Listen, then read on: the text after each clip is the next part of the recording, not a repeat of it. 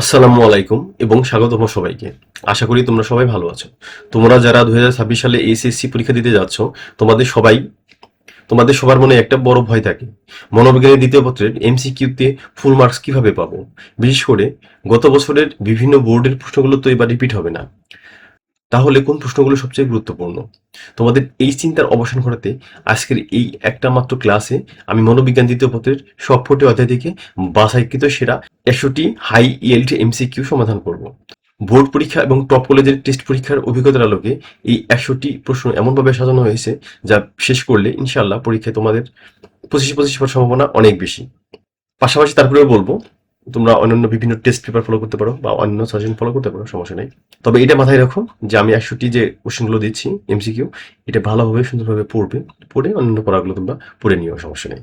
শুরু করার আগে একটি ছোট্ট অনুরোধ, তোমরা যারা এখনো আমার এই চ্যানেলটি সাবস্ক্রাইব করোনি তারা এখনই নিচের লাল সাবস্ক্রাইব বাটনে ক্লিক করে বেল আইকনটি অন করে রাখো, কারণ তোমাদের পরীক্ষার পুরো প্রস্তুতি সহজ করতে এমন আরো অনেক স্পেশাল ক্লাস সামনে আসছে যা সাবস্ক্রাইব না করলে তোমরা মিস করে যাবে।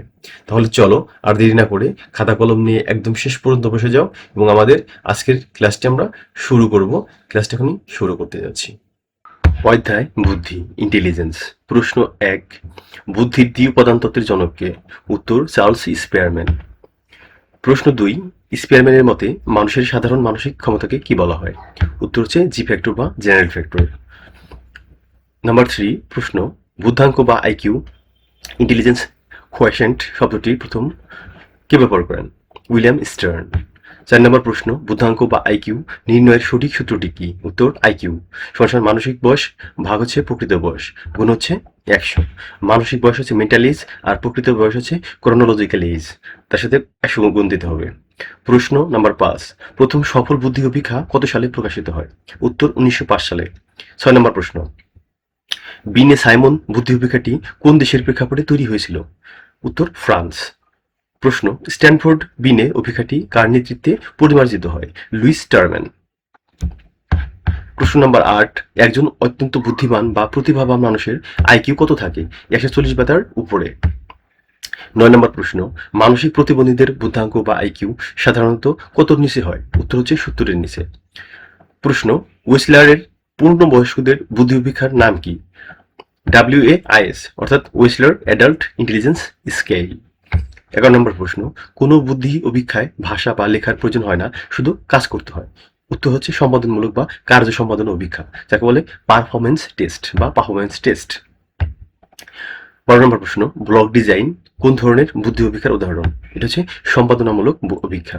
13 নম্বর প্রশ্ন, আর্মি আলফা কোন ধরনের অভিক্ষা ছিল? এটা ছিল হচ্ছে দলীয় ভাষাগত বুদ্ধি অভিক্ষা। 14 নম্বর প্রশ্ন, প্রথম বিশ্বযুদ্ধে ইংরেজি না জানা সৈনিকদের জন্য কোন অভিক্ষা ব্যবহৃত হয়? Army beta. 15 নম্বর প্রশ্ন, বুদ্ধির বহু উপাদান বা মাল্টিপল ইন্টেলিজেন্স তত্ত্বের প্রবক্তা কে? Howard Gairdner. অধ্যায় নম্বর 2, ব্যক্তিত্ব বা পার্সোনালিটি। প্রশ্ন নম্বর 16, পার্সোনালিটি শব্দটি কোন ল্যাটিন শব্দ থেকে এসেছে? উত্তর কি হবে? পার্সোনা, যার অর্থ হচ্ছে মুখোশ। প্রশ্ন, মনসমীক্ষণ মতবাদের বা সাইকো অ্যানালিটিক থিওরির প্রবক্তা কে ছিলেন? Sigmund Freud.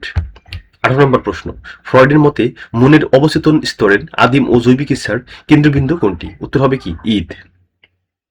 19 নম্বর প্রশ্ন, ব্যক্তিত্বের কোন অংশটি বাস্তবতার নীতি বা রিয়ালিটি প্রিন্সিপাল দ্বারা চালিত হয়? উত্তর কি হবে? ইগো। প্রশ্ন নম্বর 20, ব্যক্তিত্বের কোন অংশটি মানুষের নৈতিকতা ও বিবেকের প্রতিনিধিত্ব করে? উত্তর হবে কি? Super ego. প্রশ্ন নম্বর 21, ব্যক্তিত্বের প্রকারভেদ তত্ত্বে অন্তর্মুখী ও বহির্মুখী ধারণার প্রবক্তা কে? Curl young. 22 নম্বর প্রশ্ন, কিসের ভিত্তিতে ক্রেসমার ব্যক্তিত্বকে 4 ভাগে ভাগ করেছেন? শারীরিক গঠন বা বডি ফিজিক্স বা বডি স্ট্রাকচার বা ফিজিক্যাল স্ট্রাকচার অনুযায়ী। 23 নম্বর প্রশ্ন, থিমেটিক অ্যাপারসেপশন টেস্ট ট্যাট অভিক্ষাটি কে তৈরি করেন? উত্তর হচ্ছে মার এবং মর্গান। প্রশ্ন নম্বর 24, ট্যাট অভিক্ষায় সর্বমোট কয়টি কার্ড ব্যবহার করা হয়? 31টি। 30টি ছবির কার্ড এবং একটি ফাঁকা কার্ড। 25 নম্বর প্রশ্ন, রোষাকালের ছাপ অভিক্ষায় কার্ডের সংখ্যা কত? 10টি। 26 নম্বর প্রশ্ন, ব্যক্তিত্ব পরিমাপের প্রক্ষেপণমূলক বা প্রজেক্টিভ পদ্ধতির মূল উদ্দেশ্য কি? উত্তর হচ্ছে অবচেতন মনের লোকানো অনুভূতি বের করা। প্রশ্ন নম্বর 27, MMPI মানে হচ্ছে কি? মিনেসোটা মাল্টিফ্যাসিস পার্সোনালিটি ইনভেন্টরি কোন ধরনের অভিক্ষা? এটা হচ্ছে ব্যক্তিত্ব পরিমাপের একটি আত্মবিবরণীমূলক প্রশ্নসূচি। 28 নম্বর প্রশ্ন, টাইপ এ ব্যক্তিত্বের মানুষের প্রধান বৈশিষ্ট্য কি? অতিরিক্ত প্রতিযোগিতাপূর্ণ, অধৈর্য এবং কর্মব্যস্ত। প্রশ্ন নম্বর 29, হৃদরোগে আক্রান্ত হওয়ার ঝুঁকি কোন ধরনের ব্যক্তিত্বের মানুষের সবচেয়ে বেশি? টাইপ এ ব্যক্তিত্ব। 30 নম্বর প্রশ্ন, ব্যক্তিত্বের উপাদান বা বৈশিষ্ট্যকে মনোবিজ্ঞানী কি বলা হয়? সংলক্ষণ বা ট্রেট। তৃতীয় অধ্যায়, মনোভাব বা অ্যাটিটিউড। 31 নম্বর প্রশ্ন, মনোভাব মূলত কেমন মানসিক অবস্থা? উত্তর হচ্ছে কি, অর্জিত এবং অপেক্ষাকৃত স্থায়ী মানসিক প্রস্তুতি। প্রশ্ন, মনোভাবের উপাদান কয়টি? 3টি। এবিসি উপাদান।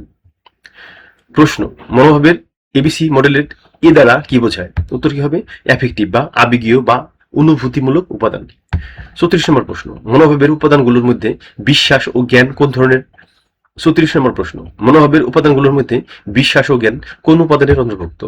উত্তর হবে কি, জ্ঞানীয় উপাদান বা কগনিটিভ কম্পোনেন্ট।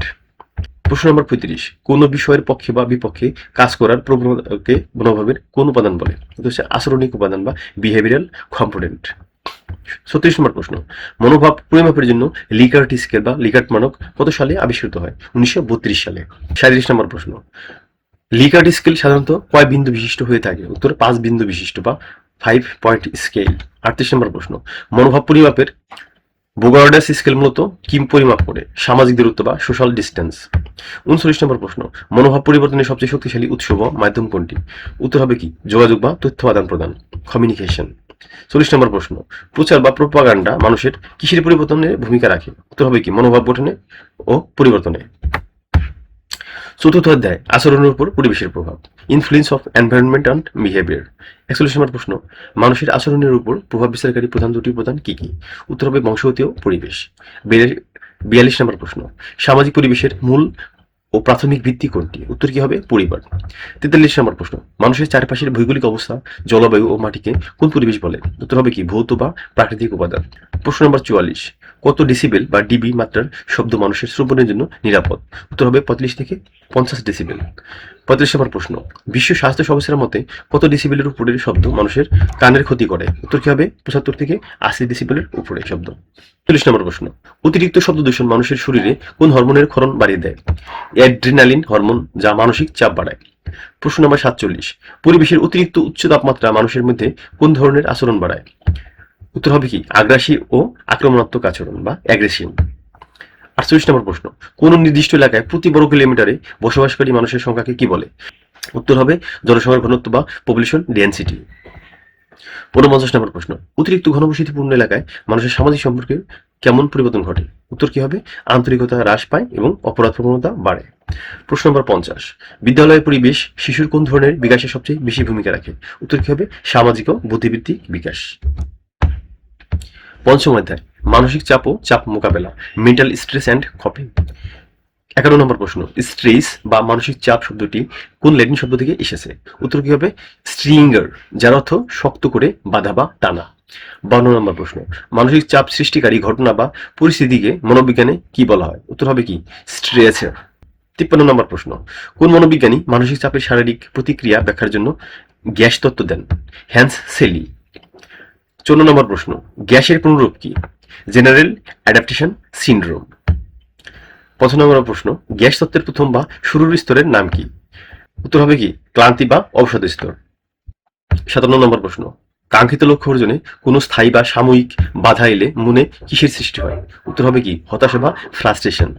58 নম্বর প্রশ্ন, একই সময়ে দুটি আকর্ষণীয় সুযোগের যে কোনো একটি বেছে নেওয়ার দ্বন্দ্বকে কি বলে? উত্তর হবে কি, আকর্ষণ আকর্ষণ দ্বন্দ্ব বা অ্যাপ্রোচ কনফ্লিক্ট। 59 নম্বর প্রশ্ন, পড়ার টেবিলে পড়া এবং খেলার মাঠে খেলা, এই দুইয়ের মাঝখানের মানসিক অবস্থাকে কি বলে? উত্তর হবে কি, দ্বন্দ্ব বা কনফ্লিক্ট। 60 নম্বর প্রশ্ন, মানসিক চাপ মোকাবেলায় সরাসরি সমস্যার সমাধান করার চেষ্টাকে কোন ধরনের কোপিং বলে? উত্তর হবে কি, সমস্যা কেন্দ্রিক কোপিং বা প্রবলেম ফোকাসড কোপিং। 6 নম্বর অধ্যায়, মূল্যবোধ বা ভ্যালুস। 61 নম্বর প্রশ্ন, মানুষের আচরণের ভালো মন্দ ও নীতি নির্ধারণের স্থায়ী মানদণ্ডকে কি বলে? উত্তর কি হবে, মূল্যবোধ বা ভ্যালুস। 62 নম্বর প্রশ্ন, মূল্যবোধ মানুষের আচরণকে কি করে? উত্তর হবে কি, দিক নির্দেশনা প্রদান করে এবং সুনিয়ন্ত্রিত করে। 63 নম্বর প্রশ্ন, অরপুট ও ভার্নন মানুষের মূল্যবোধকে কয়টি প্রধান ভাগে ভাগ করেছেন? উত্তর কি হবে, 6টি ভাগে। 64 নম্বর প্রশ্ন, সত্য অনুসন্ধান ও যৌক্তিক চিন্তার প্রতি অনুরাগ কোন মূল্যবোধের অন্তর্গত? উত্তর কি হবে, তাত্ত্বিক মূল্যবোধ বা থিওরিটিক্যাল ভ্যালু। 65 নম্বর প্রশ্ন, অর্থ উপার্জন, ব্যবসা ও বৈশ্বিক লাভের প্রতি ঝোঁক কোন মূল্যবোধের পরিচয় দেয়? উত্তর কি হবে? অর্থনৈতিক মূল্যবোধ বা ইকোনমিক ভ্যালু। 66 নম্বর প্রশ্ন, শিল্পকলা, সাহিত্য ও সুন্দরের প্রতি আকর্ষণ কোন মূল্যবোধের অন্তর্ভুক্ত? উত্তর কি হবে?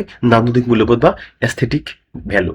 67 নম্বর প্রশ্ন, পরোপকার, নিঃস্বার্থ সেবা ও অন্যের কল্যাণে কাজ করা কোন মূল্যবোধ? উত্তর কি হবে? সামাজিক মূল্যবোধ বা সোশ্যাল ভ্যালু। 68 নম্বর প্রশ্ন, ক্ষমতা অর্জন, নেতৃত্ব ও সমাজকে প্রভাবিত করার ইচ্ছাকে কি বলে? উত্তর হবে রাজনৈতিক মূল্যবোধ বা পলিটিক্যাল ভ্যালু। 69 নম্বর প্রশ্ন, অতি প্রাকৃতিক শক্তি, পরকাল ও ধর্মীয় বিধান পালনের প্রতি ভক্তি কোন মূল্যবোধ? উত্তর হবে কি? ধর্মীয় মূল্যবোধ বা রিলিজিয়াস ভ্যালু।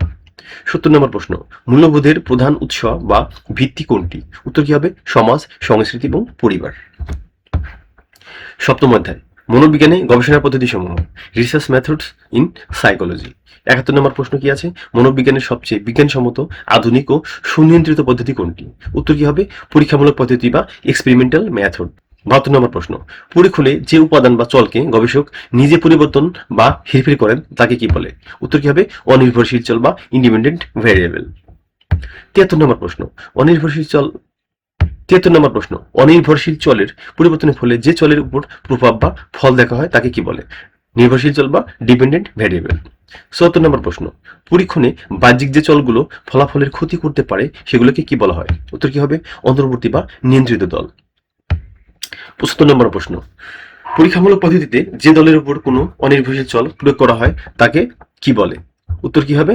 নিয়ন্ত্রিত দল বা কন্ট্রোলড গ্রুপ। 76 নম্বর প্রশ্ন, পরীক্ষণে যে দলের উপর মূল পরীক্ষা বা অনির্ভরশীল চল প্রয়োগ করা হয় তাকে কি বলা হয়? উত্তর কি হবে? পরীক্ষামূলক দল। 77 নম্বর প্রশ্ন, কোনো একক ব্যক্তি, পরিবার বা প্রতিষ্ঠানের উপর দীর্ঘমেয়াদী ও গভীর অনুসন্ধানকে কি বলে? উত্তর কি হবে? কেস স্টাডি বা জীবন ইতিহাস পদ্ধতি। 78 নম্বর প্রশ্ন, প্রাকৃতিক পরিবেশে প্রাণীর আচরণকে কোন প্রকার হস্তক্ষেপ ছাড়া দেখাকে কি বলে? প্রাকৃতিক পর্যবেক্ষণ পদ্ধতি। 79 নম্বর প্রশ্ন, প্রশ্নপত্রের মাধ্যমে বড় কোনো জনগোষ্ঠীর মতামত বা তথ্য পদ্ধতি কোনটি?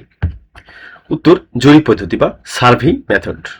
80 নম্বর প্রশ্ন, পরীক্ষণে গবেষকের পক্ষপাতিত্ব দূর করার জন্য কোন অন্ধ পদ্ধতি বা ব্লাইন্ড মেথড ব্যবহৃত হয়? উত্তর কি হবে? অন্ধ পদ্ধতি বা ডাবল ব্লাইন্ড প্রসিডিউর। অষ্টম অধ্যায়, পরিসংখ্যান, স্ট্যাটিস্টিক। 81 নম্বর প্রশ্ন, সংগৃহীত অপরিশোধিত বা এলোমেলো উপাত্তগুলোকে কি বলা হয়? উত্তর কি হবে? অবিন্যস্ত উপাত্ত বা আনগ্রুপড ডাটা। 82 নম্বর প্রশ্ন, উপাত্তের কেন্দ্রীয় মানের দিকে পুঞ্জীভূত হওয়ার প্রবণতাকে কি বলে? উত্তর কি হবে? কেন্দ্রীয় প্রবণতা বা সেন্ট্রাল টেন্ডেন্সি। 83 নম্বর প্রশ্ন, কেন্দ্রীয় প্রবণতার পরিমাপ কয়টি ও কি কি? উত্তর হবে 3টি, গড়, মধ্যক ও প্রচুরক। 84 নম্বর প্রশ্ন, উপাত্তের সবগুলো সংখ্যার যোগফলকে মোট সংখ্যা দ্বারা ভাগ করলে কি পাওয়া যায়? উত্তর কি হবে? গাণিতিক গড় বা মিন। 85 নম্বর প্রশ্ন, উপাত্তগুলোকে ক্রমানুসারে ছোট থেকে বড় সাজালে ঠিক মাঝখানের মানকে কি বলে? উত্তর কি হবে? মধ্যক বা মধ্যমা। 86 নম্বর প্রশ্ন, কোন উপাত্তের মধ্যে যে সংখ্যাটি সবচেয়ে বেশিবার বা সর্বাধিকবার থাকে তাকে কি বলে? প্রচুরক বা মোড। 87 নম্বর প্রশ্ন, একটি উপাত্তের সর্বোচ্চ মান 90 এবং সর্বনিম্ন মান 30 হলে এর পরিসর রেঞ্জ কত? উত্তর হবে কি? 61। সূত্র সর্বোচ্চ মান মানে সর্বনিম্ন মান প্লাস 1। 88 নম্বর প্রশ্ন, গণসংখ্যা নিবেশন সারণী তৈরির প্রথম ধাপ কোনটি? উত্তর পরিসর বা রেঞ্জ নির্ণয় করা। 89 নম্বর প্রশ্ন, পরিসংখ্যানের ভাষায় এন দ্বারা কি প্রকাশ করা হয়? উত্তর হবে কি? মোট গণসংখ্যা বা মোট উপাত্তের সংখ্যা, টোটাল নাম্বার অফ সোর্স। 90 নম্বর প্রশ্ন, শ্রেণীর সর্বোচ্চ ও সর্বনিম্ন সীমার ব্যবধানকে কি বলা হয়? উত্তর হবে শ্রেণী ব্যবধান বা শ্রেণী ব্যাপ্তি, ক্লাস ইন্টারভ্যাল। 91 নম্বর প্রশ্ন, গণসংখ্যা নিবেশন প্রস্তুত করার সময় 5 নম্বর দাগ হিসেবে কোন চিহ্ন দেওয়া হয়? উত্তর কি হবে? কোনাকুনি বা আড়াআড়ি ট্যালি চিহ্ন। 92 নম্বর প্রশ্ন, কোন উপাত্তে যদি প্রতিটি সংখ্যায় একবার করে থাকে তবে তার প্রচুরক কত হবে? উত্তর কি? কোনো প্রচুরক থাকবে না। 93 নম্বর প্রশ্ন, 3, 5, 7, 9, 11 এর মধ্যক কত? উত্তর কি হবে? 7, যেহেতু উপাত্তগুলো সাজানোই আছে এবং মাঝখানের সংখ্যা 7। 94 নম্বর প্রশ্ন, 4, 8, 6, 8, 10, 8 উপাত্তটির প্রচুরক কোনটি? উত্তর কি হবে? 8, কারণ 8 সংখ্যাটি সর্বোচ্চ 3 বার আছে। 95 নম্বর প্রশ্ন, যদি কোনো উপাত্তের গড় 10 এবং মধ্যক 12 হয় তবে প্রচুরকের আনুমানিক মান কত? উত্তর কি হবে? 16। সূত্র প্রচুরক সমান সমান 3 গুণন মধ্যক মাইনাস 2 মাইনাস গড়। 96 নম্বর প্রশ্ন, গুণবাচক বা বিবরণমূলক তথ্যের ক্ষেত্রে কেন্দ্রীয় প্রবণতার কোন পরিমাপটি সবচেয়ে উপযোগী? উত্তর কি হবে? প্রচুরক বা মধ্যক। 97 নম্বর প্রশ্ন, গ্রাফ বা লেখচিত্রের সাহায্যে মধ্যক নির্ণয় করতে কোন রেখা ব্যবহার করা হয়? অজীব রেখা। 98 নম্বর প্রশ্ন, আয়তলেখ বা হিস্টোগ্রাম অঙ্কনের সময় সোয়াক কাগজের এক্স অক্ষে কি বসানো হয়? উত্তর কি হবে? শ্রেণীর প্রকৃত বা অবিচ্ছিন্ন সীমানা। 99 নম্বর প্রশ্ন, আয়তলেখ অঙ্কনের সময় সোয়াক কাগজের ওয়াই অক্ষে কি বসানো হয়? উত্তর গণসংখ্যা বা ফ্রিকোয়েন্সি। 100 নম্বর প্রশ্ন, পরিসংখ্যান মূলত কি ধরনের বিজ্ঞান? উত্তর সংখ্যা বা উপাত্ত ভিত্তিক গাণিতিক বিজ্ঞান।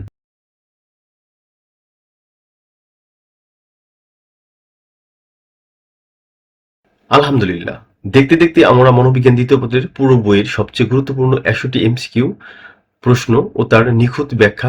আমি নিশ্চিত তোমরা যারা পুরো ক্লাসটি মনোযোগ দিয়ে খাতা কলমে নোট করেছো, পরীক্ষার হলে এমসিকিউ নিয়ে তোমাদের আর কোনো টেনশন আশা করি থাকবে না। ক্লাসটি তোমাদের কেমন লেগেছে এবং এই 100টি প্রশ্নের মধ্যে কটি তোমরা নিজে থেকে পারতে, তা অবশ্যই নিচে কমেন্ট করে জানাবে। আর হ্যাঁ, আমাদের আজকের এই ক্লাসটি যদি তোমাদের বিন্দুমাত্র উপকারে আসে, তবে এখনই ভিডিওটি একটি লাইক দাও এবং চ্যানেলটি সাবস্ক্রাইব করে আমাদের পরিবারের সদস্য হয়ে যাও। কারণ তোমরা একটা সাবস্ক্রিপশন আমাদের এমন আরো নতুন নতুন নির্খরচায় শিক্ষণীয় ক্লাস বানাতে অনেক বেশি অনুপ্রেরণা দেয়। আর অবশ্যই ক্লাসটি তোমার বন্ধুদের সাথে শেয়ার করে দিও, যাতে তারাও এই গুরুত্বপূর্ণ প্রশ্নগুলো মিস না করে। সামনে মনোবিজ্ঞানের সৃজনশীল সিকিউ অংশের জন্য এমন আরো একটি ওয়ান শট ক্লাস কি তোমরা চাও? কমেন্টে দ্রুত জানাও। দেখা হচ্ছে পরবর্তী কোনো গুরুত্বপূর্ণ ক্লাসে। সে পর্যন্ত সবাই ভালো থেকো, সুস্থ থেকো। আল্লাহ হাফেজ।